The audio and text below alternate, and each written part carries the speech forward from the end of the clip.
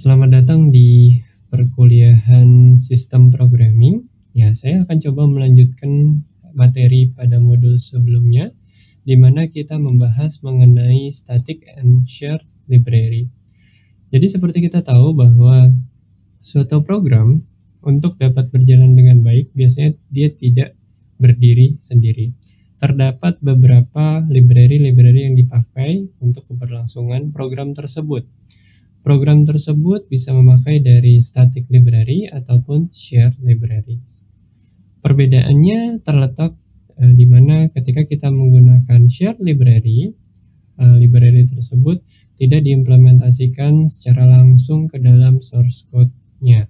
Jadi size dari program tersebut menjadi lebih minim dibandingkan dengan static library, di mana pada static library source library-nya tersebut diinclude-kan ke dalam program. Jadi ini tergantung dari kebutuhan dari user masing-masing yang memilih static library ataupun share library. Ya, jadi di sini ada beberapa contoh yang bisa kita lakukan dengan menggunakan yang namanya LDD. Ya, kalau kita buka, ya, di sini man LDD, ya, manual print shared object dependency. Artinya kita mau lihat shared object yang digunakan suatu aplikasi itu dari mana saja. Ya, kita bisa menggunakan yang namanya LDD. Misalnya, kita sering menggunakan LS. LS ini adalah sebagai suatu program. Kita pengen tahu dulu LS ini ditaruh di mana, which LS. Ada di bin LS. Nah, kita juga mau tahu library yang dipakai oleh bin LS ini apa saja, ya, LDD bin /ls. Nah, nanti dia akan memberikan informasi kepada kita shared library apa saja yang digunakan oleh suatu program, yaitu si ls.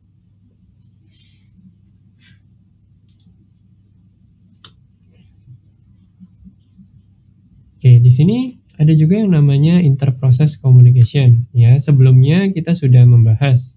Sedikit saya sentuh ketika kita melakukan seperti ini. Ya, jadi kita melakukan ls, terus kita grab misalnya md. Ya, di sini kita melakukan interprocess communication yang sangat sederhana. Output dari program ls, yaitu yang berupa list semua file yang ada di folder tersebut, menjadi input bagi program grep atau standar input bagi program grep, yang tugas program grep adalah melakukan filterisasi dengan kata-kata md. Oke. Nah, di sini juga ada namanya file logs, ya, bisa macam-macam. Interprocess communication itu memakai socket juga bisa, ya. Memakai semaphore, shared memory, dan message queue juga bisa kita lakukan. Nah, jadi cara kita berhubungan antar satu proses dengan proses lain bisa macam-macam. Kalau socket ini malah dia bisa antar komputer, ya. Jadi antar hardware itu bisa saling komunikasi satu sama lain. Oke, kita coba. Nah, di sini saya akan coba membahas mengenai yang namanya proc, ya. Jadi ini ada beberapa komponen yang perlu kalian pahami juga. Di dalam proc ini nanti kalian diminta untuk mengeksplor lebih dalam lagi dalam proc ini apa saja yang bisa kita dapatkan informasi di proc ini.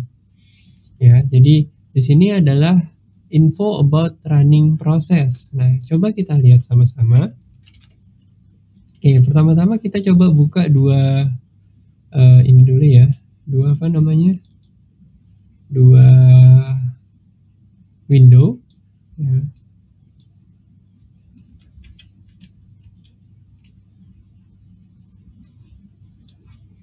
Oke, jadi kita coba buka dua window. Yang satu ini adalah window yang pertama, yang satu ini untuk melihat isi dari atau melihat status dari proses kita.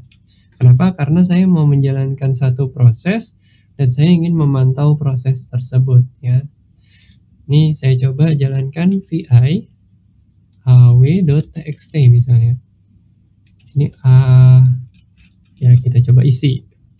Lalu di sini kita coba lihat ps min ef ya. ps min ef grep tadi kita pakai prosesnya namanya apa? aw.txt. Oh, vi aw.txt itu berjalan di mana? Vi aw.txt itu berjalan dengan PID 1045163. Nah, sekarang kita coba masuk ke dalam folder proc ini ya. Kita coba masuk ke dalam folder proc.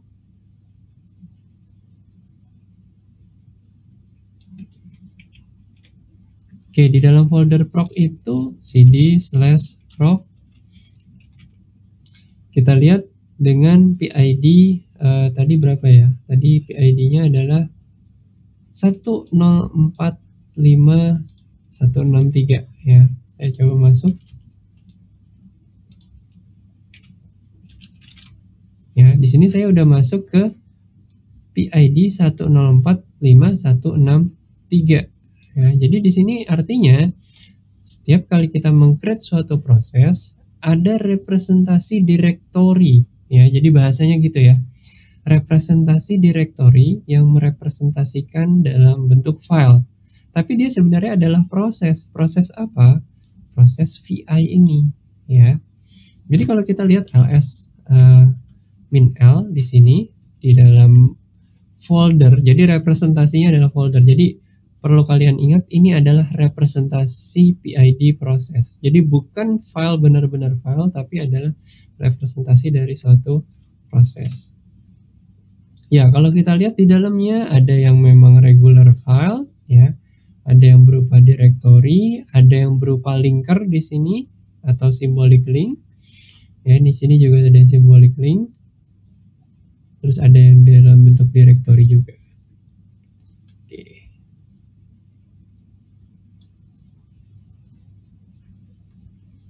Nah, setiap kali kita memiliki proses, pasti dia direpresentasikan dalam bentuk suatu directory. Nah, kalau kita lihat di sini, kita mau lihat sebuah proses ini, ya, dia punya banyak informasi di sini. Ada informasi I/O, ada informasi limit, ya. Ini mungkin saya coba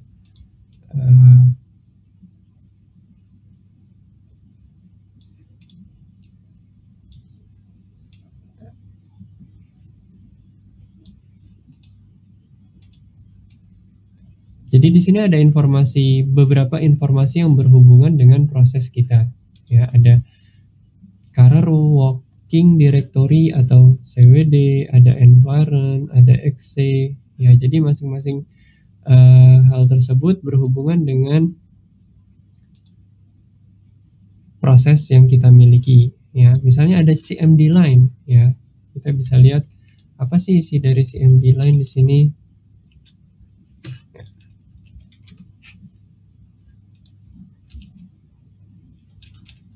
Nah, kita lihat di sini ada namanya ls. Kita lihat ada namanya CMD line, cd cmd cat, misalnya cmd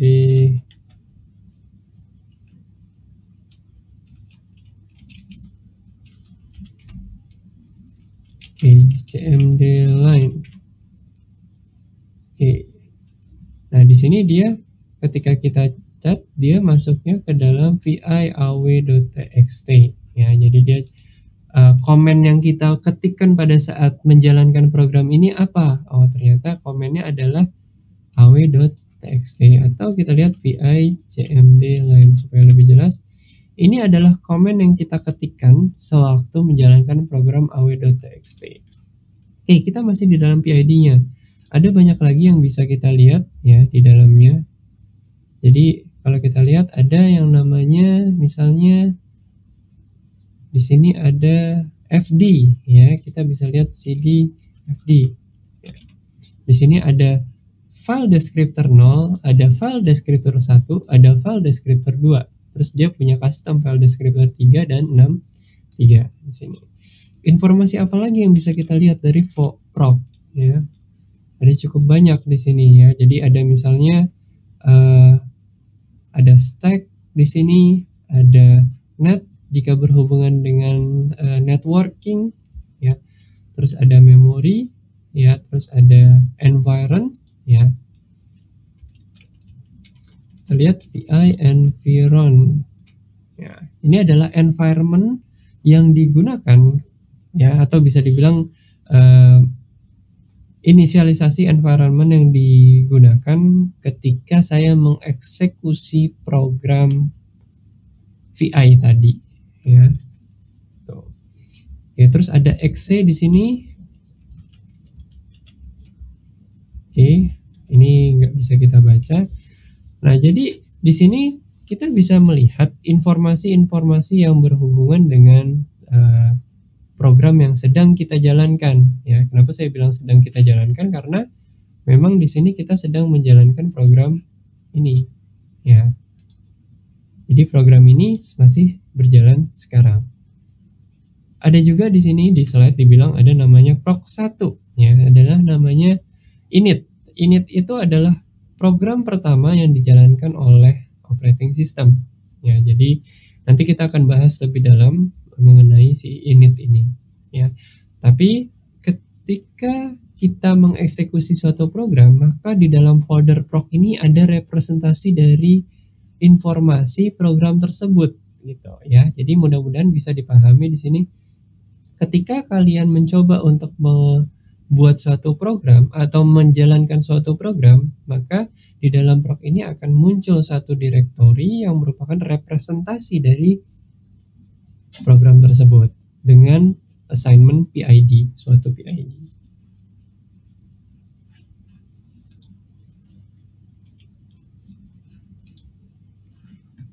Oke ya, jadi kita coba lihat lagi ya. Berikutnya ini ada beberapa yang kita sudah visit ya mengenai system call. Ada, nanti kita akan coba untuk lihat mengenai library function. Ada C library ya, GNU C library. Terus ada error yang terjadi setelah system call dan library function dipanggil. Terus ada beberapa contoh-contoh dari program yang disediakan oleh referensi buku yang kita refer ya. Oke, jadi secara umum system call itu merupakan entry point atau bagian terluar ya, atau pintu untuk masuk ke dalam kernel, di mana dia bisa dipanggil, di mana dia bisa digunakan oleh suatu program. Bahkan sudah ada beberapa program yang diimplementasikan untuk memanggil system call. Seperti LS ini. LS ini dia di dalamnya pasti ada implementasi function-function system call, di mana untuk memanggil atau melist seluruh file yang ada di dalam folder kita. Lalu system call juga dia berfungsi untuk berpindah dari antara user mode ke kernel mode. Seperti pada modul sebelumnya yang pernah sudah dijelaskan bahwa ketika kita menjalankan suatu program, di sana ada partial program yang dijalankan di level aplikasi, ada partial program yang dijalani di level kernel ya. Jadi kalau kita menggunakan time ya, kita bisa lihat waktu dia bereksekusi di dalam kernel dan waktu dia eksekusi di dalam user.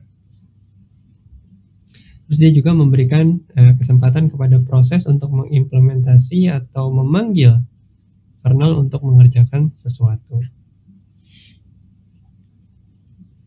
Oke, jadi pada prinsipnya sebuah sistem call itu memiliki layanan kepada aplikasi ya. Di sini layanan-layanan tersebut ada cukup banyak ya, namun saya coba buat lebih general ya.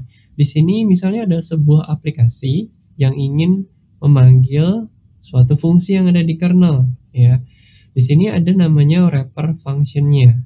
Wrapper function ini berguna sebagai inisiator ya, nanti dia berguna untuk menginisialisasi fungsi yang akan dipanggil itu apa dan mempersiapkan pemanggilan tersebut, mulai dari memori yang akan dipanggil dan nanti register yang akan dipakai di dalam kernel itu juga mulai dipersiapkan oleh si wrapper function ini. Ya. Lalu berikutnya, ya, wrapper function ini nanti mempersiapkan register yang akan dipakai. Nah, wrapper function ini kan ini terbagi dua ya. Bagian atas itu adalah user mode, bagian bawah adalah kernel mode. Lalu ada yang namanya trap handler di sini di bagian kernel. Jadi trap handler ini memberikan fungsi-fungsi yang diminta oleh si wrapper function. Dan dia juga berfungsi untuk si trap handler ini merubah mode ya dari user mode ke kernel mode atau kembali lagi. Baru setelah dari trap handler dia tahu fungsi yang mau dipanggil, maka dia memanggil fungsi-fungsi tersebut. Ya, jadi dan fungsi-fungsi tersebut nanti dieksekusi di register dan stack. Ya, jadi perjalanan dari si mulai dari user mode dan kernel mode, perubahan itu di manage oleh si trap handler. Ya, karena dia mulai dari kernel stack ya, terus masuk ke register, baru ke user stack ya. Jadi artinya terdapat perubahan-perubahan yang dilakukan oleh si trap handler sehingga fungsi tersebut bisa disampaikan ke system call service routine. Ya, jadi perjalanan ini mungkin kalau dilihat pada saat kita melihat ada user berapa lama, terus ada kernel berapa lama di dalam fungsi time ya, di situ dia akan menghitung di sini berapa lama berada di dalam user mode ya. Terus di dalam kernel mode akan berada berapa lama. Nah, jadi dengan bantuan ya si mekanisme system call ini, si aplikasi itu bisa terlayani. Jadi bantuan dari wrapper function-nya yang berfungsi untuk mempersiapkan kebutuhan fungsi ya, dan mempersiapkan memorinya ya untuk disimpan ke dalam bentuk register. Lalu di trap handler ya, ini tugasnya juga cukup banyak si trap handler ini karena melakukan switching dari user mode ke kernel mode dan melakukan switching memori karena mulai dari kernel stack berubah jadi register, berubah lagi menjadi user stack karena nanti akan dipassing lagi datanya ke user. Itu adalah tugas dari si trap handler.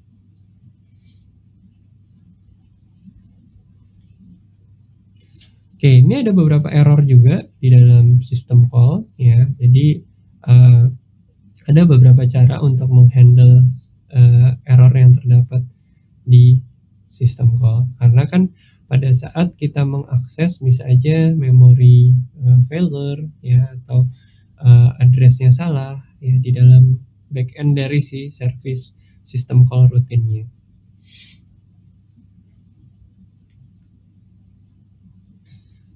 Oke, ini juga tadi kita sudah bahas mengenai yang namanya LDD, Dynamic Dependency. Ya, kita lihat shared object yang ada pada suatu program. Ya. Oke, nah kita akan coba membongkar ya beberapa mengeksplor beberapa direktori dan source code yang berada di dalam program reference ya. Jadi dari referensi code yang ada di book, coba kalian masuk ke dalam folder ya, kalian ekstrak dan kalian coba masuk ke dalam folder tlpidis, dirslinks, dan thisfiles.c. Namun sebelumnya kalian kompilasi terlebih dahulu tlpidis-nya terlebih dahulu.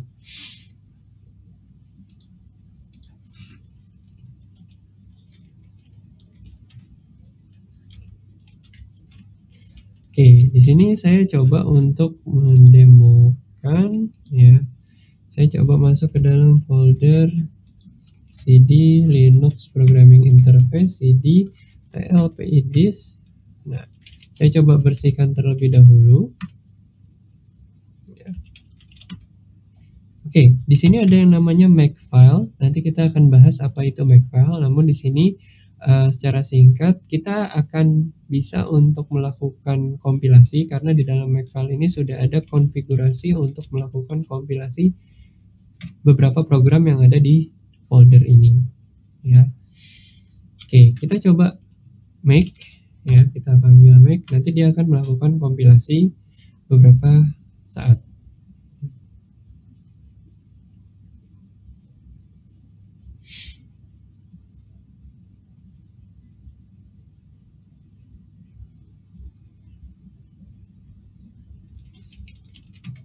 Oke, kita sudah selesai masuk, terus kita masuk ke dalam Dears links, lalu kita masuk ke dalam vi list files.c. Oke, di sini kita bisa lihat ada beberapa code ya. Di sini saya tidak minta kalian untuk mengerti secara sintaks apa yang dilakukan, tapi di sini tujuan utama memperlihatkan ini adalah mendemonstrasikan penggunaan opendir. Ya, jadi related function to list files in the directory. Jadi di sini bertujuan kalian untuk melihat ke dalam sini sistem call apa saja yang dipakai oleh program ini, ya. Cara kalian melihat bagaimana caranya? Di sini kalian bisa lihat fungsi-fungsi yang dipanggil oleh program ini. Misalnya ada namanya opendir, ya.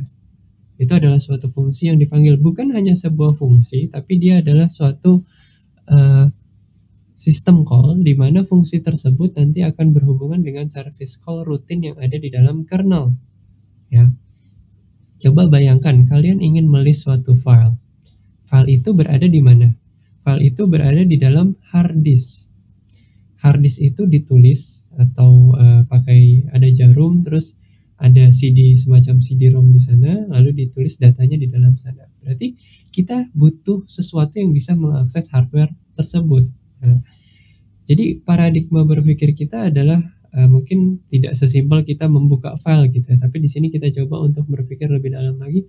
Oh, ternyata file itu kan berada di dalam suatu hard disk, dan hard disk itu ditulis di dalam sebuah CD. Berarti kita butuh sesuatu agar kita bisa mengakses file tersebut.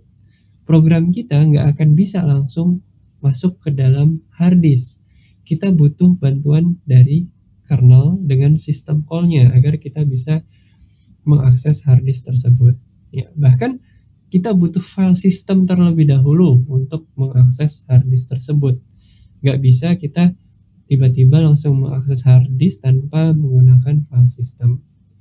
Semua hal tersebut itu sudah dirancang atau dienkapsulasi oleh si kernel, sehingga kita sebagai programmer mengetahui bahwa ketika kita melakukan opendir atau kita membuka suatu directory, membuka file, mengcopy file dari satu tempat ke tempat yang lain, itu sebenarnya kita memanggil task yang ada di kernel. Ya.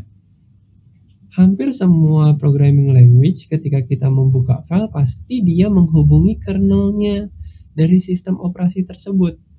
Bukan dari programnya akan mencari sendiri kernelnya, langsung mengambil mencari file tersebut ada di hard disk mana, langsung ambil. Tidak.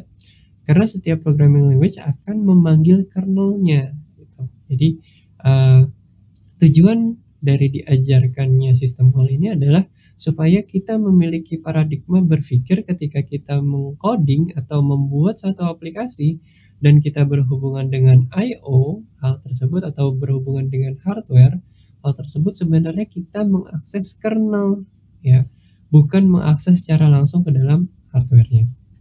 Oke, kita kembali ke bagian ini. Jadi di sini ada yang namanya opendir.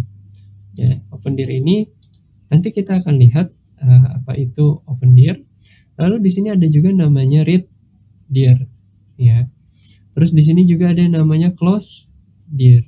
Ya.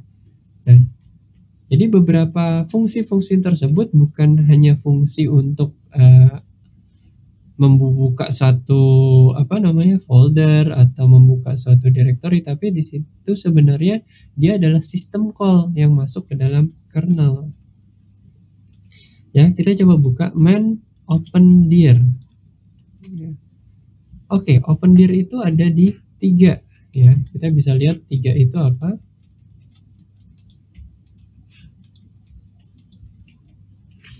Man. Jadi 3 itu adalah library calls, ya, library calls. Coba kita lihat.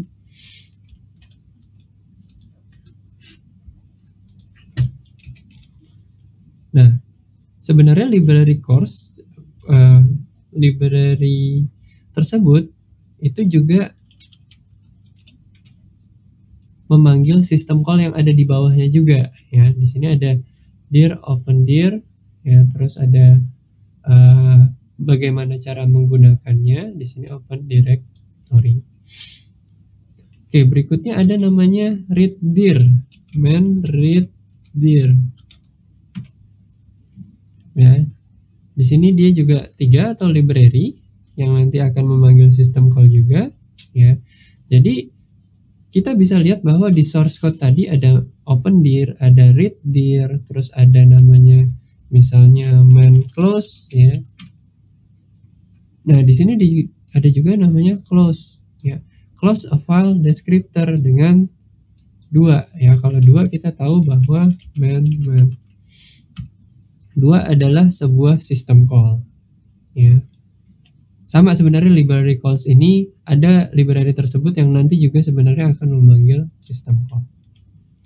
Oke, dari sini kita bisa lihat ya bahwa kalau kita ls di sini ya, di sini kita coba untuk menjalankan, kan ini udah ada executable-nya nih, list files ya. Kita coba jalankan list files. Oke, dia akan ngelist semua file yang ada di dalam folder saya. Jadi sama saya menggunakan ls ya. Tapi di sini diimplementasi dalam sebuah program ya. Jadi mudah-mudahan kalian dapat insight-nya ya. Di sini belajar C-nya itu bukan belajar mengcoding C, tapi belajar bagaimana si program C ini akan mengimplementasi library function system call, sehingga kita bisa memahami bahwa library tersebut atau function dari system call tersebut bisa kita pakai untuk mengakses dari hard disk kita yang di dalamnya ada file gitu. Oke, maaf, saya akan saya coba buat agak lebih panjang supaya kalian bisa memahami bahwa yang kita lakukan di sini adalah mengakses ke dalam suatu directory atau file. Walaupun sama antara list files dan ls, dan mungkin nanti di belakangnya ls juga diimplementasi dengan function pemanggilan si open dir atau read dir juga ya. Seperti itu. Oke, nah saya mau coba menunjukkan ya. Jadi ya, kita bisa lihat pemanggilan dari sebuah system call. Pertama kita coba buat yang namanya sebuah program yang berjalan terus ya. vi ariwb.txt misalnya ya. Terus kita coba, di sini lagi jalan nih programnya ya. Terus kita mau trace dia ya. Kita mau trace, kita mau lihat sistem call apa saja yang dipanggil oleh VI ketika sedang berjalan ya.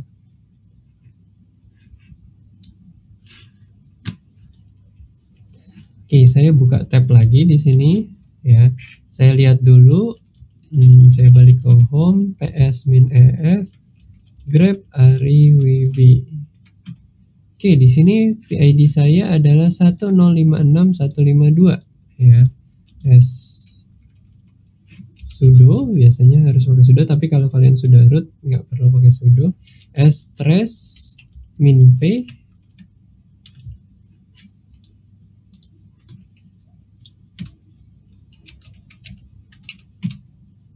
Oke, di sini kita akan coba memantau. Oh, dia memanggil yang pertama adalah select ya. Saya coba utak-utik programnya. Oh, dia memanggil select lagi dan memanggil system call yang namanya write. Jadi ketika perubahan yang ada di program ini ketika kita berubah untuk menjalankan perubahan di dalam program ini, maka si sistem call yang dipanggil juga berubah. Select lagi manggil, write lagi, halo misalnya. Di sini sedang ada penulisan VI. Nah, di sini dia ada read, oh dia memanggil yang namanya function read. Terus dia memanggil yang namanya lseek. Terus dia memanggil yang namanya select. Terus dia memanggil yang namanya write. Terus dia memanggil yang namanya fsync gitu. Ya, jadi function call-nya sebenarnya dipanggil pada saat kita melakukan ini ya. Atau kita X string key, terus dia memanggil IOCTL. Oke, kita coba list. Ada IOCTL, ada select, ada write ya. Jadi kalau kita matikan programnya, ada man IOCTL ya. Ini adalah suatu yang bisa kita panggil juga. Terus ada namanya man write. Nah, ini ada juga ya. Terus ada man close ya. Terus ada juga namanya man start atau fs start. Nah, itu ada juga man rename misalnya. Oh, ada juga ya. Jadi bisa kita bilang di sini fungsi-fungsi yang dipanggil di sini di dalam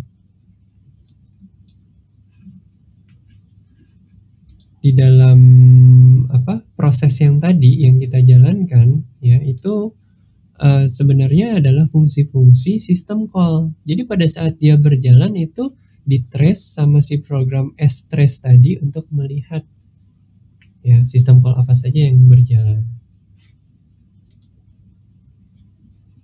Oke, berikutnya tadi kita sudah lihat yang ada di list files.c ini ya. Kalian bisa cari kembali kira-kira apa saja system call yang ada di dalam source code program yang ada di dalam TLPIDIS ini, terutama pada bagian tadi pada bagian dirslings ya. Jadi pada bagian dirslings kalian coba explore itu lebih banyak lagi. Kalian explore juga di dalam folder proc, informasi apa yang bisa kita ambil dari suatu proses ya. Oke, ini bisa kalian ambil dari sini GitHub-nya.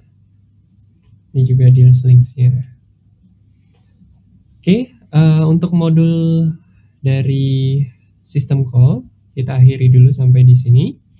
Terima kasih atas perhatiannya. Mudah-mudahan penjelasan dari saya dapat bermanfaat bagi kalian.